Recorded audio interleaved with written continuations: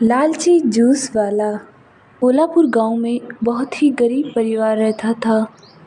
एक दिन सुबह। अजी, आपको काम पे जाने के लिए देर हो रही है। अगर थोड़ी सी भी देर हो गई ना तो आपके सेठ जी चिक चिक करेंगे। हाँ, मैं देर नहीं करूँगा। और सेठ जी को शिकायत का कान में काम करने के लिए चला जाता है। रमेश अपनी दुकान पे अपने साथी के साथ काम कर रहा होता है। तभी उसका सेठ वहाँ आता है और उससे कहता है, सुनो रमेश। जी सेठ जी, आपको मुझसे कोई काम है क्या? काम तो है सेठ जी, आपको मुझसे जो भी काम है आप मुझे बता सकते हैं। रमेश, मेरी दुकान में एक ही आदमी से काम चल जाता है, इसलिए मैं तुम्हें काम से निकालना चाहता हूँ। पर सेठ जी, मैं बहुत ही गरीब हूँ, मैं अपना घर का खर्चा कैसे चलाऊँगा? देखो, मुझे भी अपना फ़ायदा नुकसान देखना पड़ता है। इतना कह के उसका सेठ वहाँ से चला जाता है।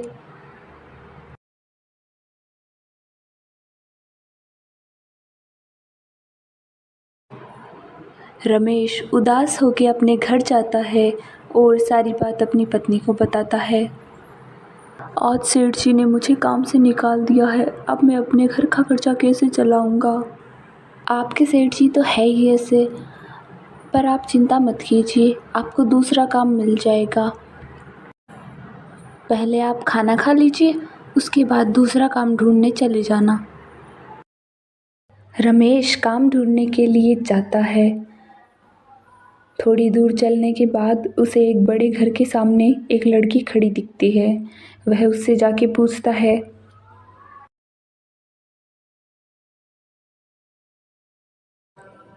जी मैं बड़ी दूर से काम की तलाश में आया हूँ, आपके पास मेरे लायक कोई काम है क्या? नहीं नहीं, मेरे पास कोई काम नहीं है। वह लड़की उसे मना कर देती है, लेकिन वह दूसरे काम की आशा में वह एक खिलौनों की दुकान में जाता है।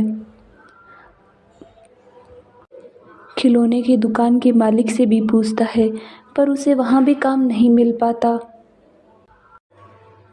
रमेश काम ढूंढने के लिए जगह जगह जाता है, लेकिन उसे कहीं भी काम नहीं मिल पाता।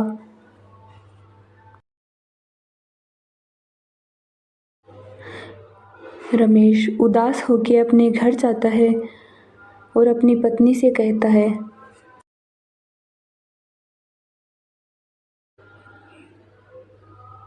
मैंने बहुत जगह काम की तलाश की पर मुझे कहीं काम नहीं मिला। आपको जूस तो बनाना आता ही है, क्यों ना आप जूस का ठेला लगा ले। रमेश अपनी पत्नी का सुझाव मान के जूस का ठेला लगा लेता है। जूस ले लो, ठंडा ठंडा जूस ले लो, संतरे का जूस पी लो, आम का juice P low. Juice uncle, मुझे एक आम के जूस का गिलास दे दो। और मुझे संतरे का जूस।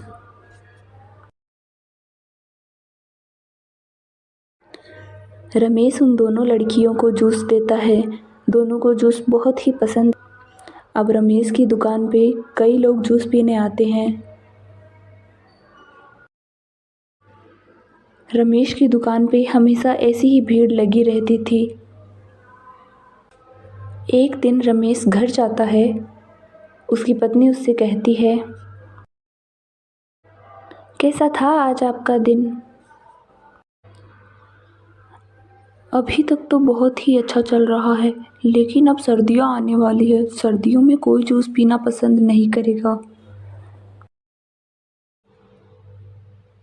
क्यों ना हम जूस में नशे की दवाई मिला दे, जिससे लोग जूस पिए बिना रह नहीं पाएंगे। हाँ, तुम ठीक कह रही हो, पैसे से बड़ा तो कुछ होता नहीं है। अगले दिन रमेश अपनी पत्नी का सुझाव मान के नशे वाला जूस लेके जाता है। सभी लोग उसका जूस बड़ा चाव से पीने लगते हैं। लोग जूस पीने लग जाते हैं।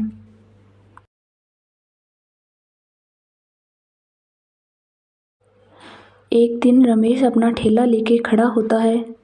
कोई उसका जूस पीने नहीं आता। तभी वहाँ से एक आदमी गुजरता है। वह उससे पूछता है, साहब आज कोई जूस नहीं पीने आया? सर्दियों में तुम्हारा जूस पी के गाँव के बच्चे और बूढ़े बीमार हो गए हैं, इसलिए तुम्हारा जूस अब कोई नहीं पिएगा। इतना कह के वह आदमी वहाँ से चला जाता है। रमेश को थोड़ा बुरा लगता है।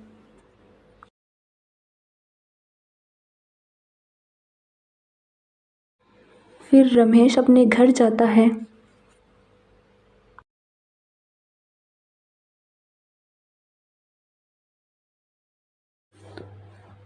रमेश अपने घर जाकर देखता है कि उसका बच्चा भी जूस पी के बीमार हो गया होता है। इसको कहते हैं, जैसी करनी वैसी भरनी।